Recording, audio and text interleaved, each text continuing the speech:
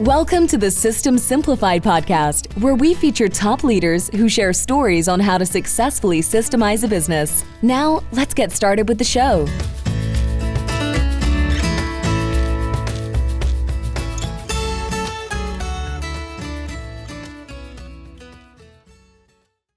Hello, Adi Klevit here, the host of the System Simplified podcast, where I feature top founders, entrepreneurs, and thought leaders about systematizing a business. And today's episode is being brought to you by Business Success Consulting Group, where we create, document, optimize, and implement processes and procedures so businesses can grow and thrive. And today's guest is Craig Keegan. Hi, Craig. Hello. Hello. It's great to have you on this podcast. It is fantastic to be here. It is great to be in the presence of a like-minded person as well. I love processes and systems. Great. And we're going to have a great conversation about processes and systems. But first, let me read your bio. So you are a powerhouse founder. You are the powerhouse founder behind M&A Profits and Dental Exit Co-operative, having executed over $2 billion in M&A deals and now dominating international dental roll-ups. You host the podcast M&A Profits, Lessons from the Trenches, and lead a weekly business growth and scaling mastermind. Craig crushes your biggest business problems, slashes expenses, and builds automated systems and bank you millions. That is pretty incredible. That's the way to go. Okay, so we are definitely going to dive into some lessons that you're going to talk about. And but first of all, I'm curious. Tell us a little bit about your background. How did you get into what you're doing today? I am old school IT. I was at the birth of the PCs when PCs started to come into the world, and I was at the birth of networking. I put in the very first commercial internet connection into Australia. So I've been around since the birth of IT, pretty much modern IT. And now with AI, it's all flipped on its head. So that's where I started. I fell into mergers and acquisitions just by people needing some help and some guidance. Loved that. Loved building and integrating stuff and making things work. And then about 15 months ago, I was chatting with my coach and he said, look, Craig, you should come out from underneath the KPMG and the PwC hat and develop your own brand and go out into the world and be your own person and start putting things together for yourself rather than the big four. So that's how I got to where I am right now. Amazing. Okay, so let's talk about M&A Profits and Dental Exit Co-operative. So do you specialize in dentists, helping dentists exit their practices? Well, I am not a dentist. I have up until about a year ago knew nothing about dental whatsoever, but it was an opportunity. I'm a business person, and dental practices, finding somewhere where you can add value, where there's a gap in the market. And the gap in the market that I saw with dental practices was they didn't have the systems, the processes in place. They weren't trained to build businesses. They were trained to put things in people's mouths and help people out there and take care of them. Whereas the business side of things, they don't know about the 14 pillars of business, your finance, your HR, your payroll, your IT, your AI, all of that. They were trained on doing stuff in people's mouths. So there was a big gap there.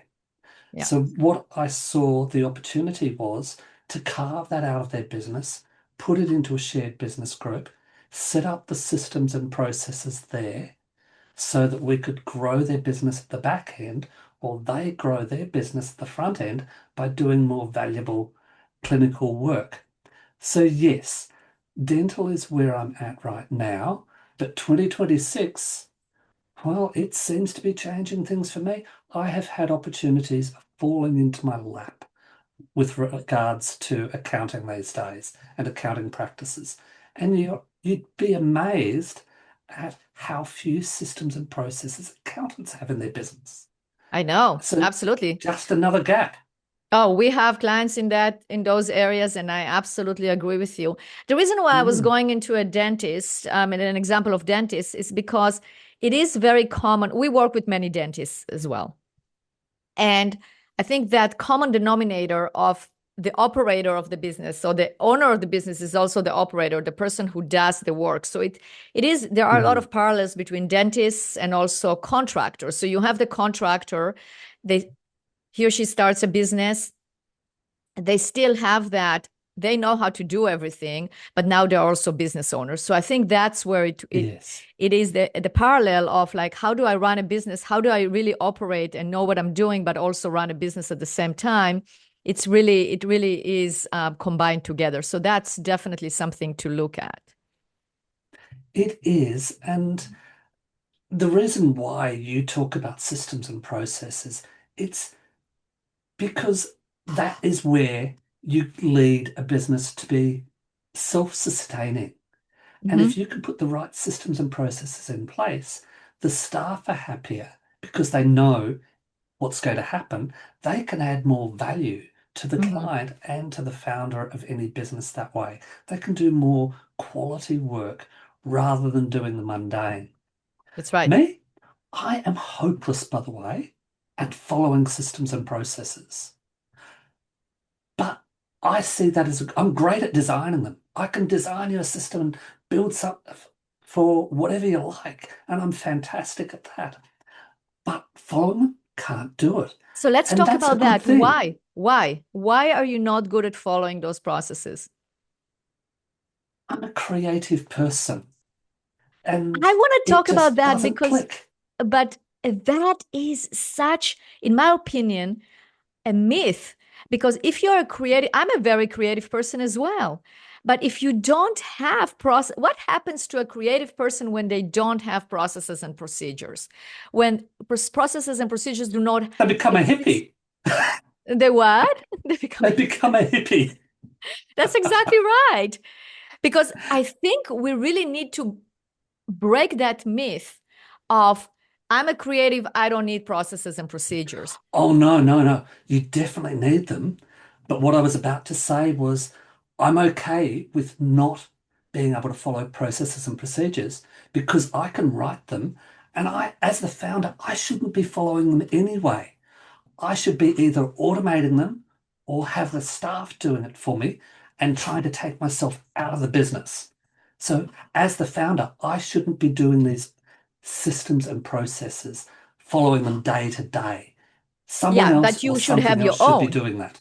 That's Yes. true. So you don't, I mean, let's take it as an example as a dentist. So you're not going to follow the processes of your billing person, but that's different. That's basically the hat that they're wearing. That's the hat of a billing person, and that's your Yes. hat.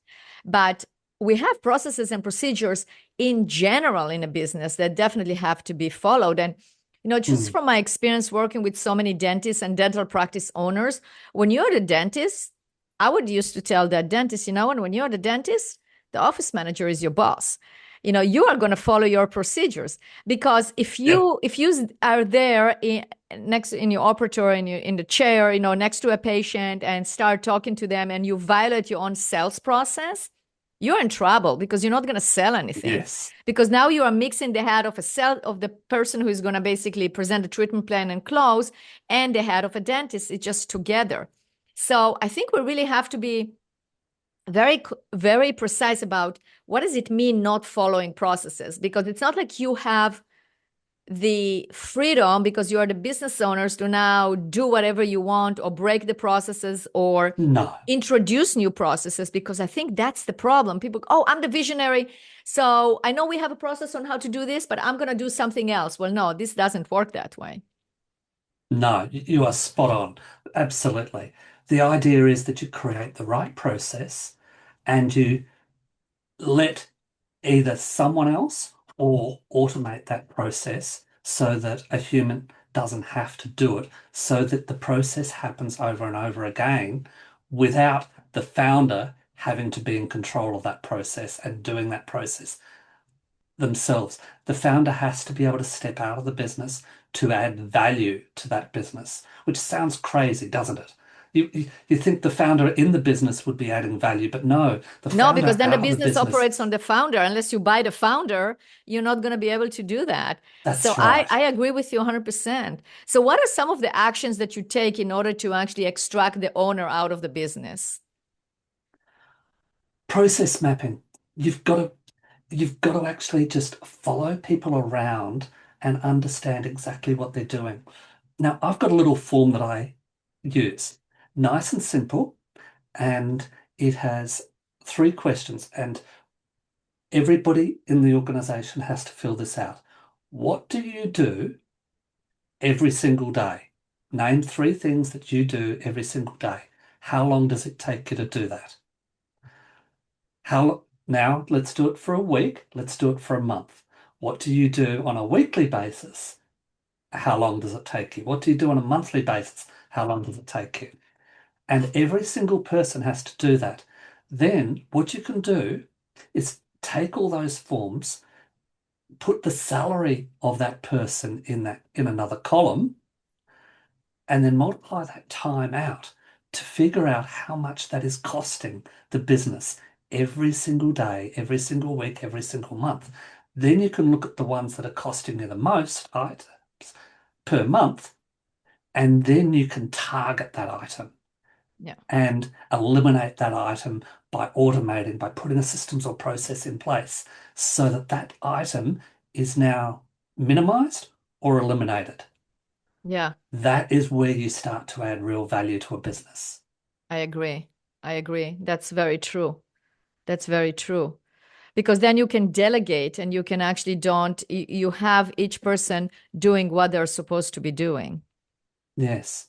I'd love to talk about AI consultants if we could, because Please. I think that that flows directly onto AI, if that's okay. Yes, absolutely. Go ahead. I want people to take note of this next little bit. AI consultants.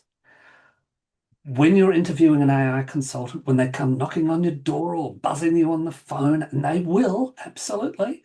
I'm an AI consultant and I can do all this. Well, really, ask them 3 little questions. And if they don't know the answer to these questions, show them the door as fast as possible. What are the questions? Are you a BA? And if they get a blank look or don't know what a BA is, okay, be tolerant. Are you a PM? If they get a blank look or don't know what a PM is, one more question. Are you an SA? And if they don't know what a BA, a PM, or an SA is, show them the door as fast as possible because they're not qualified to come into your business and design your systems, design your processes, and implement a system that is going to make your life work much better. They're Okay, so now just not explain the qualified. audience to our listeners so they don't Ooh, just explain to okay. our listeners what each one of those mean. A BA is a business analyst. A PM is a project manager. And an SA is a solutions architect or a systems architect. Now, the reason that I use these as a little bit of a test is because if they don't know, they don't have the training that you have, Artie, that the training that your clients that are watching this need. Therefore, they could come in and jeopardize your business.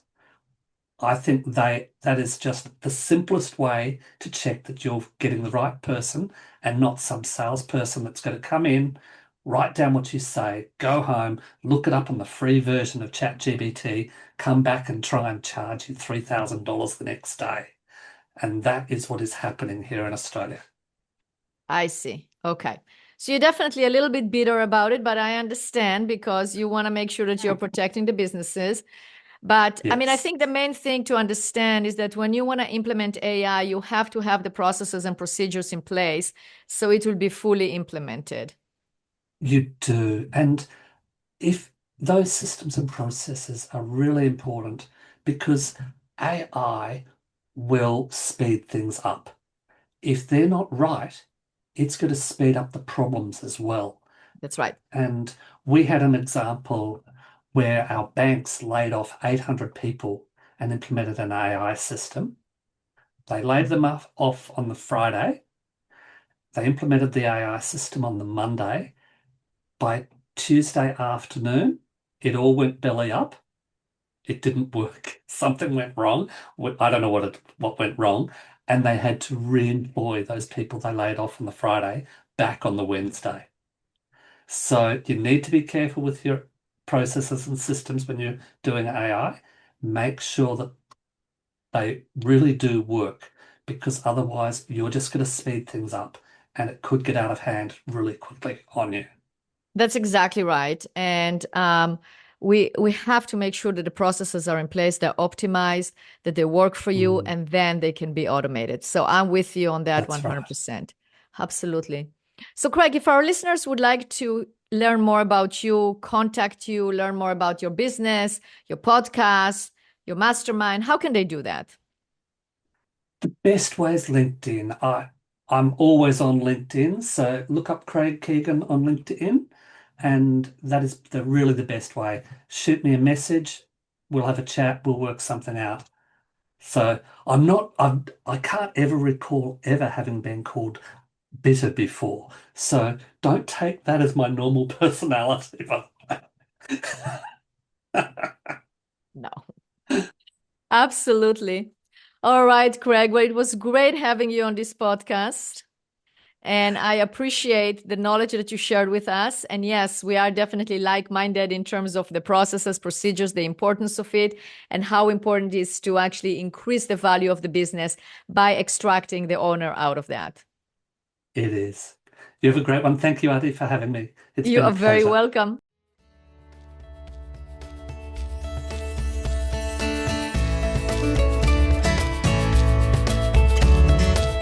Thanks for listening to the Systems Simplified podcast. We'll see you again next time, and be sure to click subscribe to get future episodes.